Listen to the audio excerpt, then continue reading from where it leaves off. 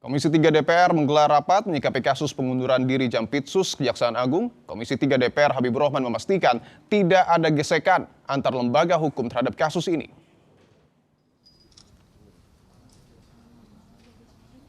Komisi 3 DPR menggelar rapat membahas penggeledahan rumah di Sentul serta pengunduran diri Jampitsus. Rapat ini juga dihadiri pelaksana tugas Jampitsus dan Kepala Korps Pemberantasan Tindak Pidana Korupsi Kakortas Tipikor Polri. Dalam rapat ini, Ketua Komisi 3 DPR ingin memastikan tidak ada gesekan antar lembaga hukum terhadap kasus ini. Oke ya. Intinya ada beberapa hal yang ingin diumumkan. Yang pertama, Komisi 3 mengambil inisiatif ya, memastikan kasus yang kemarin ini banyak diberitakan ya bisa berjalan dengan di koridor hukum dan diusut tuntas secara hukum. Yang kedua, kami juga ingin memastikan tidak adanya ekses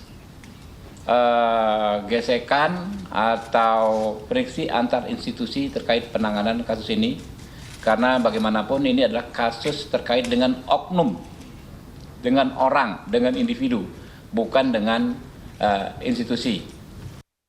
Kejaksaan Agung telah menerima pengunduran diri Jampitsus Febri Adriansyah. Kita telah terhubung dengan rekan Benediktus Aditya, jurnalis Kompas TV di Gedung Kejaksaan Agung. Bene, selamat petang. Bene, bagaimana perkembangan kasus pengunduran diri Jampitsus Febri Adriansyah? Ya, Dipo, baru saja tadi sekitar pukul 15.00 waktu Indonesia Barat di Kejaksaan Agung dilakukan konferensi pers yang dilakukan oleh beberapa pihak, yakni dari Komisi 3 DPR RI yang diwakili oleh Habibur Rahman, kemudian ada juga dari Kepala Kortas Tipikor Polri, yakni Irjen Toto Suharyanto, dan juga PLT Jampitsus yang baru, Rudy Margono, dan di mana tadi di konferensi pers sudah ditetapkan 2 orang tersangka, Dipo. Yang pertama atas nama atau berinisial DR yang merupakan pihak swasta. Yang kedua ini adalah FA yang merupakan ASN atau PNS di lingkungan Kejaksaan Agung.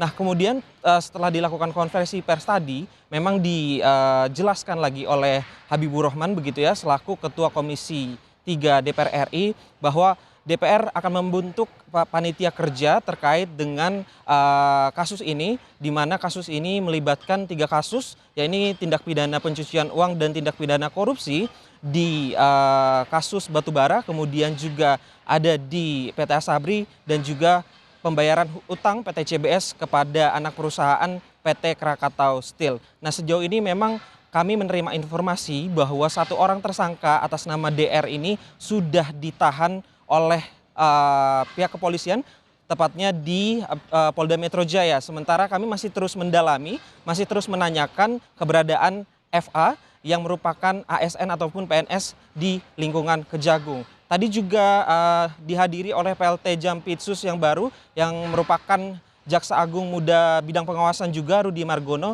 di mana kalau secara latar belakang kita ketahui Rudy Margono juga sempat menjabat sebagai Kepala Kejaksaan Tinggi Jakarta, kemudian juga diangkat sebagai Kepala Badan Pendidikan dan Pelatihan Kejaksaan, hingga akhirnya sampai saat ini dirinya juga menjabat 2 jabatan, yang ini Jamwas dan juga PLT Jampitsus yang baru. Begitu, Dipo.